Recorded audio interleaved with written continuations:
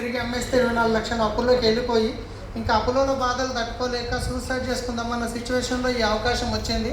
కానీ first time విన్నప్పుడు నాకిట నమ్మబుద్ధి కాలేదు. ఎందుకంటే బయట మనం పొద్దంతా కష్టపడతాం, ఇన్ని బిజినెస్లలో పెట్టుబడి పెట్టి పని చేస్తాం, అయినా ₹1,00,000 సంపాదించడం కష్టం.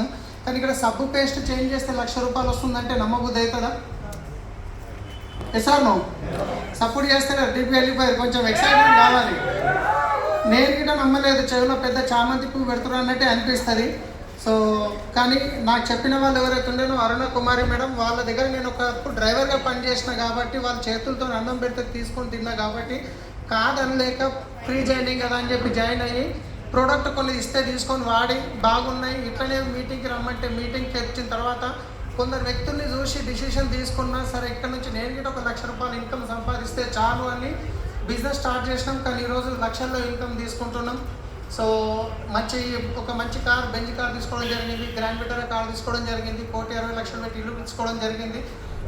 అప్పు 24 లక్షలు అప్పు ఉంటే 59 లక్షలు అయింది మిత్రులతో, కంప్లీట్గా క్లియర్ చేయడం జరిగింది. జీవితం మొత్తం కంప్లీట్గా మారింది.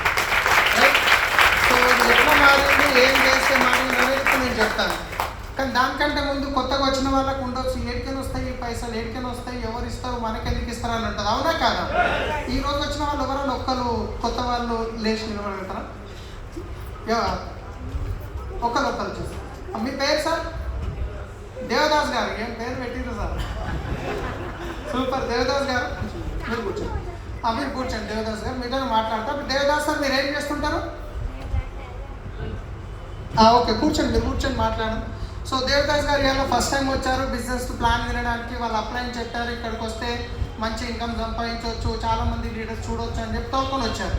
కానీ దేవదాస్ గారికి ఒక కన్ఫ్యూజన్ ఏమంటే డబ్బులు ఏడికైనా వస్తాయి. దేవదాస్ గారు మీ ఇంట్లో కావాల్సిన ప్రోడక్ట్స్ ఏడికైనా కొంటారు రెగ్యులర్గా? మీరు సబ్బులు, పేస్టు, బ్రష్లు, హెయిర్ ఆయిల్, షాంపులు, వంట నూనె ఇవన్నీ పక్క దగ్గర ఉన్న కిరాణా షాప్లో కొంటారు. అవునా కదా? ఆయన సొంతంగా తయారు చేస్తాడా? ఎక్కడ కొంటాడు? అది తెలియదు. పక్కన హోల్సేలర్ అని పోతాం. హోల్సేలర్ అనేది సొంతంగా తయారు చేయరు, డిస్ట్రిబ్యూటర్ దగ్గర పోవాలి. డిస్ట్రిబ్యూటర్ కూడా సొంతంగా తయారు చేయడం, ఆయన C&F ఏజెంట్కి వెళ్ళాలి. C&F ఏజెంట్ కూడా సొంతంగా తయారు చేయడం, ఫ్యాక్టరీకి వెళ్ళాలి. అవునా కాదా? వీళ్ళందరూ మధ్యవర్తులు ఉన్నారు, వీళ్ళేం తప్పు పని చేయట్లేదు. కొన్ని సంవత్సరాల నుంచి నడుస్తున్న ప్రాసెస్, వాళ్ళు డబ్బులు పెడుతారు, పని చేస్తారు, ఎంతో కొంత మిగులుతుంది. అన్నిటికంటే ఎక్కువ డబ్బు ఎక్కడ పోతుందో తెలుసా మీకు?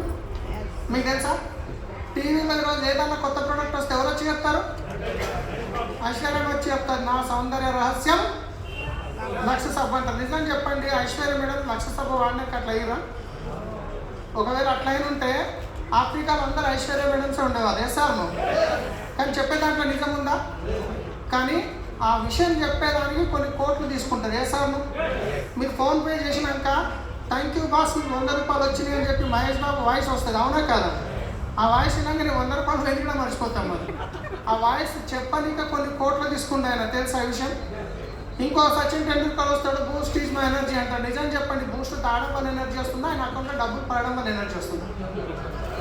బూస్ట్ కాదని అంతా దాంట్లో ఏముందో మీకు తెలుసు. సో ఇవన్నీ ఏంటంటే మార్కెట్లో వాస్తవానికి ఒక ప్రోడక్ట్ తయారైంది ₹30 నుంచి ₹40 అయితే కస్టమర్ దగ్గరకు వచ్చేసరికి ₹100 అవుతుంది. ఈ మధ్యవర్తుల్లో మొత్తం 60% పోతుంది. అవునా కాదా?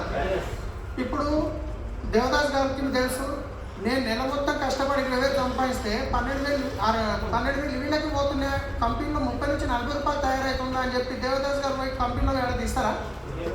గేట్లకి రాని. అవునా కదా? కానీ ఇక్కడ వెస్టేజ్ అనేది ఏంటంటే 22 సంవత్సరాల క్రితం స్టార్ట్ అయిన కంపెనీ, సొంతంగా మ్యానుఫ్యాక్చరింగ్ ఉంటాయి, వీళ్ళే ప్రోడక్ట్ తయారు చేస్తారు. ఈ retailer, wholesaler, distributor, C&F agent ఎవ్వరు ఉండరు.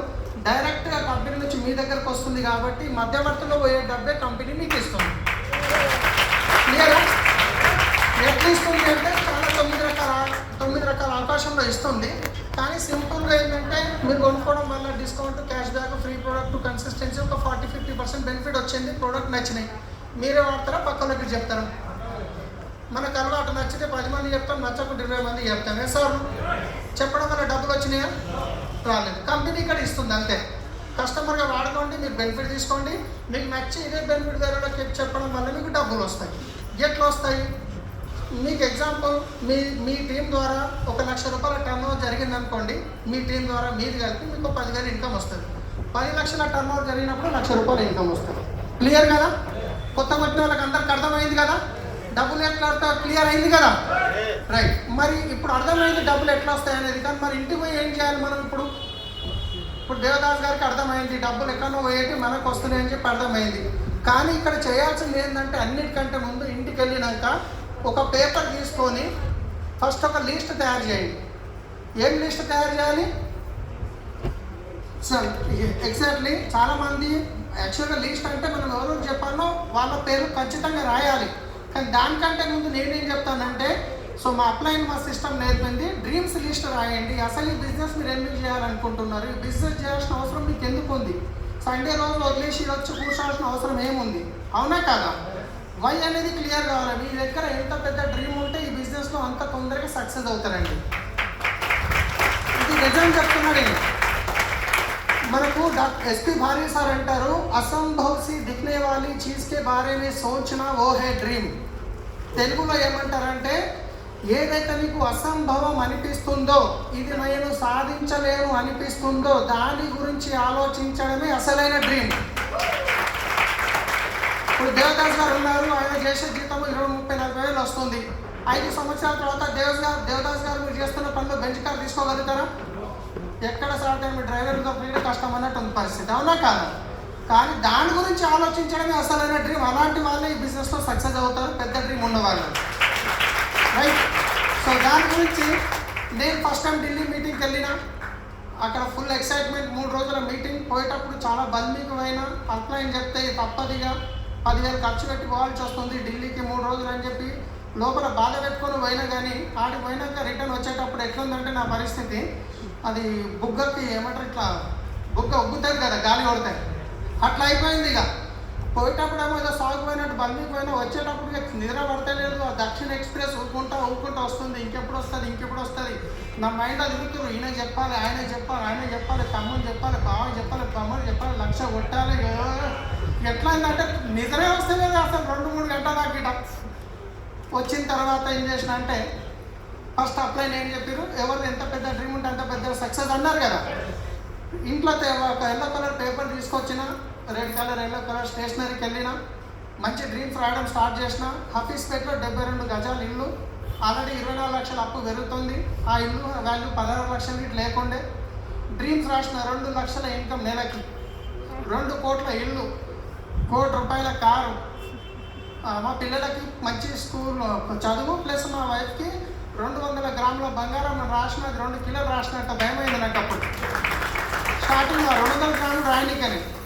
సో బిజినెస్లో ఇంత పొటెన్షియల్ ఉన్న విషయం వచ్చినాకనే కాన్ఫిడెన్స్ వస్తుంది కదా. ముందట అప్లైన్ చెప్తున్నారు, రాసేసినాం. తీసి గోడ మీద పెట్టిన, బాత్రూమ్ ఏదో గోడ మీద, ఫ్రిడ్జ్ మీద, అల్మారీ మీద పెట్టమని చెప్పారు అప్లైన్స్. గోడ మీద పెట్టేసిన, ఫ్రిడ్జ్ కూడా పెట్టిన, అల్మారీ మీద పెడుతుంటే మా వైఫ్ వచ్చి ఇక్కడ పెట్టకు, వచ్చిన వాళ్ళు అందరు చూస్తారు, నువ్వు ఏమేమో రాస్తున్నావు, ఉన్నది ఒక ఇల్లు, ఒకటే రూమ్, అదే బెడ్రూమ్, అదే హాల్, అదే కిచెన్, నువ్వేమో కోట్లు అంటున్నావు, ఢిల్లీ వయసు ఏమైందో ఏమో అనిపిస్తుందా అనిపించదా? నేను ఒకటే చెప్పిన, వాళ్ళు రావాలి, చూడాలి, వాళ్ళు నవ్వాలి, మనం గుచ్చుకోవాలి, మనం వాళ్ళ గురించి అన్ని బిజినెస్ చేస్తామని చెప్పిన. అదేవిధంగా కాన్ఫిడెన్స్ స్టార్టింగ్లో నమ్మకం ఉండే, ఎట్లయినా సాధిస్తామని 100% నమ్మకం ఉండే. కానీ లోపల ఏదో కొంచెం భయం గిట్టు ఉంటుంది కదా. కానీ సిస్టమ్ ఉంది, సిస్టమ్ని ఫాలో చేస్తే ఈరోజు అన్ని డ్రీమ్స్ ఫుల్ఫిల్ అయ్యాయి. లాస్ట్ ప్రతి ఒక్క డ్రీమ్ ఫుల్ఫిల్ అయిందండి. 1 కోటి రూపాయల కారు అన్నాం, ఆల్రెడీ 1 కోటి రూపాయల కారు, 2 ఒకటి 75, ఒకటి 24 లక్షల రూపాయలు అయిపోయింది. 1,20,00,000 ఇల్లు తీసుకున్నాం ఇక్కడ నుంచి. సో అప్పులు తీరిపోయినాయి. సో జిందగీ మొత్తం ఫ్రీ అయింది. దీంతో పాటు రెండో చేయాల్సిందంటే, మీరు ఎవరెవరికి చెప్పాలనుకుంటున్నారు వాళ్ళ పేర్లు అందరికీ రాయండి. చాలామంది చేసే పొరపాటు ఏంటంటే, అందరిని తీసుకుంటారు, మైండ్లో అందరు ఉంటారు, చుట్టాలు, దోస్తులు, ఫ్రెండ్స్, ఇంటి ముందటోళ్ళు, ఇంటి అందరు ఉంటారు. దాంట్లోకి ఈయన నా మాట వింటాడు అని చెప్పేసి అలాంటి వాళ్ళు ఒక 10 మందిని సెలెక్ట్ చేసుకుంటారు. మిగతాలంతా వేస్ట్, ఆయన లొంగి కట్టుకుంటాడు, ఆయన ఏం చేస్తే నేను తాగుతాడు, ఆయన పంచ కట్టుకుంటాడు, ఆయన కొట్లాడతారు, వీళ్ళు అట్లా ఆలోచించి వాళ్ళ గురించి మనం అందరినీ పక్క పెడతాం. వాళ్ళకి చెప్పాం. ఎప్పుడు చెప్తామంటే, నేను 1,00,000 వచ్చినాక చెప్తాం. ఆడపిల్లలు ఏమంటారంటే, మేము రోజు పొద్దున్న లేచి మాకే ఎదురుగా కష్టపడతాయి కదా, ఈమెకు నేను 1,00,000 వచ్చినాక నాకు అసలు చెప్పనుకుంటాం. సో ఇట్లా ఉంటారు కదా, ఉండరా? అందరు ఉండకపోవచ్చు, కొందరు ఉంటారు అట్లా. సో నేనేం చెప్తున్నా అంటే, ఫస్ట్ అందరికీ చెప్పండి. మనము ఎవరినైతే సెలెక్ట్ చేసుకొని చెప్తామో వాళ్ళు ఏమంటారంటే, వాళ్ళు మన మంచి కోరుకున్న వాళ్ళు ఏమంటారు, ఇవన్నీ వేస్ట్, మేము ఎప్పుడో చూసినాము, నువ్వు అనవసరం నీ లైఫ్ ఖరాబ్ చేసుకోవచ్చు అని మనకు మంచి మాటలు చెప్పే ప్రయత్నం చేస్తారు. కానీ వాస్తవం ఎందుకు తెలియదు కదా. అప్పుడు ఏమవుతుందంటే, మీరు అందరికీ చెప్పినప్పుడు దీంట్లో కొందరు ఎవరైతే మీ బిజినెస్ చెయ్యరు అని అనుకుంటున్నారో, ఈయన చెయ్యడు అనుకుంటారో ఆయన ఫస్ట్ చెప్పండి. అర్థమవుతుందా? ఈయన నేను చెప్తే ఈ బిజినెస్ చేయడు వినడు అని ఎవరైతే అనుకుంటారో వాళ్ళకు ముందు చెప్పండి. ఎందుకంటే మీ దగ్గర ఉన్న 100 మందిని తీసుకుందాం, 100 మందిలో అందరిని పక్క పెట్టి 10 మందిని సెలెక్ట్ చేసుకుని మీకు వచ్చి రాని ప్లాన్తో వీళ్ళకి చెప్పారు అనుకోండి, వీళ్ళకి అర్థం కాక వీళ్ళు జాయిన్ గారు. కానీ ఎవరైతే జాయిన్ గారు అనుకుంటారో మీకు వచ్చి రాని ప్లాన్తో 10 సార్లు చెప్పారు అనుకోండి, మీరు పర్ఫెక్ట్ అయిపోతారు. వాళ్ళు జాయిన్ అవుతారో జాయిన్ గారో పక్కన పెడితే, అవునా కదా? మీరు పర్ఫెక్ట్ అయిన తర్వాత మీరు ఎవరైతే చెప్పాలనుకుంటారో వాళ్ళకి మీరు అర్థమయ్యేలాగా చెప్పినప్పుడు మీ దగ్గరకు వస్తారు, ఊటే చేస్తారు. అందరూ ఎవరైతే చేస్తారో వాళ్ళకు వచ్చిరాని సగం అని చెప్తాం. 4 క్వశ్చన్ లేగానే మనం సపోజ్ ఇంటికి వస్తాం. సో చెప్పాలంటే అప్రెంటిస్ అనుకోండి, చదివినాక ఒక డాక్టర్ మెడికల్ స్టూడెంట్ చదివిన తర్వాత డైరెక్ట్ వచ్చి ఆపరేషన్ చేస్తాడా?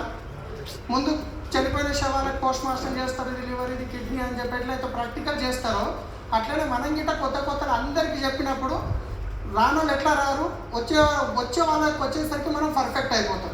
కాబట్టి అందరి దగ్గర మీరు అందరి పేరు రాసుకోండి. రాసుకుంటారా? నేను ఈ రోజు గిట్ట నా తమ్మునే బుక్స్ డైరీలలో పేర్లు ఎట్లా రాస్తుంటే ఒక్కొక్కరి పేరు అవి అప్పుడప్పుడు తీసి చూస్తాను. నాకు ఇప్పుడు గుర్తుకొస్తా వాళ్ళని ఎప్పుడో మర్చిపోయినా. ఆ స్టార్టింగ్లో ఎప్పుడైతే లిస్ట్ రాసి పెట్టామో ఆ డైరీలు తీసినప్పుడు చూస్తాను గీనెవరు, అదే గీన కదా గీన. నేను మర్చిపోయిన వాళ్ళని, నేను ఎక్కడికి వెళ్ళిపోయినా ఇన్కంలో, కానీ వాళ్ళు ఎక్కడనే ఉన్నారు అక్కడనే ఉన్నారు. సో కాబట్టి అందరి పేర్లు రాయండి, రైట్? దీని తర్వాత ఇన్వైట్. చాలామంది చేసే పొరపాటు ఏంటంటే, నిజం చెప్తున్నానండి, ఒక నార్మల్ వ్యక్తి కరోడ్పతి కావడానికి ఉన్న షార్ట్ కట్ ఏదైతే ఉందో అది వెస్టీజ్ అండి, 100%. ఎందుకంటే నా గురించే తీసుకోండి, 9 సంవత్సరాల క్రితం ఏముందో నా దగ్గర ఏం లేకుండే, కానీ ఈరోజు కంప్లీట్ జీవితం మారింది. ఇంత అద్భుతమైన షార్ట్ కట్ ఇది. దీంట్లో కొంతమంది షార్ట్ కట్లో మళ్ళీ షార్ట్ కట్ చేయాలని చూస్తారు. ఆ షార్ట్ కట్ ఏంటి అంటే, ఇప్పుడు నేను మా ఫ్రెండ్ ఇంటికి వెళ్ళాలంటే 10 కిలోమీటర్లు వెళ్ళాలి, పెట్రోల్ వేస్ట్, ఎండ కొడుతుంది, వాన వస్తుంది. ఫోన్లో చెప్తే ఆధార్ కార్డు పంపిస్తాడు, 3000 ప్రోడక్ట్ కొనుక్కుంటాడు, ఇంకేముంది తెలిసిన వాళ్ళకి చెప్తాడని చెప్పి మనం ఫోన్లో చెప్పే ప్రయత్నం చేస్తాం. బిజినెస్ ఫోన్లలో చెప్తే సక్సెస్ కాదండి. బిజినెస్ ఫోన్లలో చెప్పదు, ఇంటికి వెళ్ళి చెప్పండి, లేదా ఇంటికి పిలుచుకొని చెప్పండి. ఎందుకంటే ఇప్పుడు చూడండి, ఇంటికి వెళ్ళి చెప్పినప్పుడు వాళ్ళకు దీంట్లో పెట్టుబడి లేదన్న విషయం అర్థమవుతుంది. ప్రోడక్ట్ డెమో చేస్తారు కాబట్టి ప్రోడక్ట్ క్వాలిటీ ఎట్లా ఉన్నాయని అర్థమవుతుంది, ఫోటోలు చూపించడానికి అర్థమవుతుంది, కాన్ఫిడెన్స్ బిల్డ్ అవుతుంది. ప్రోడక్ట్ పట్టుకొని చూస్తారు, ఏమన్నా ప్రోడక్ట్ తీసుకొని స్టార్ట్ చేస్తారు. ఫోన్లో చెప్తాం ఎట్లున్నారు, బాగున్నారా, ఇంకో మంచి బిజినెస్ స్టార్ట్ చేసినా ఏం లేదు, డబ్బులు కట్టట్లేదు, ఇంట్లో ప్రోడక్ట్ చేంజ్ చేసుకుంటే చాలా అనగానే కథమైన ఇదేదో మనసుని చేంజ్ చేసే బిజినెస్ ఉన్నట్టు ఆయన మైండ్ లాక్ అయిపోతాడు. నేను అంటే పెట్టేస్తాడు. మళ్ళీ రెండోసారి ఫోన్ చేస్తే ఫోన్ లేపుతాడా? 4 సార్లు చేస్తే ఏం చేస్తాడు? బ్లాక్ లిస్ట్లో పెట్టేస్తాడు. ఏమన్నా దావత్లో కనిపిస్తే ఏం చేస్తాడు? మీరు ఇట్లా వస్తాను ఇట్లా వెళ్ళిపోతాడు. అవునా కాదా? అట్లా చేయకండి. మీరు బిజినెస్ ప్రాపర్గా ఇంటికి వెళ్ళండి, లేదా ఇంటికి పిలుచుకోండి, లేదా డిఎల్సీకి పిలుచుకోండి. ప్రాపర్గా మీరు చెప్పండి. వస్తాడా రాడా అది ఆయన అదృష్టం. కానీ చెప్పే ముందర మన ఆలోచన ఎట్లా ఉండాలంటే, మీరు ఒక ప్రేయర్ చేసుకోవాలి, దేవుడా నేను చెప్పేది నాకు అర్థం కావాలి, నేను ఆయనకు అర్థమయ్యేలాగా చెప్పే శక్తి నాకు ఇవ్వు, అర్థం చేసుకునే శక్తిని ఆయనకు ఇవ్వు, ఆయనకు ఒక ₹1,00,000 రావాలి, ఆయన జీవితం మారాలి అని చెప్పేసి ప్లాన్ స్టార్ట్ చేయాలి. जब भी हम प्लान करने जाते तो ये दुआ करके जाना है कि आगे वालों के घर में जा रहे हैं तो अल्लाह ताला को हम ये दुआ करना है कि जो उनको मैं जो बिजनेस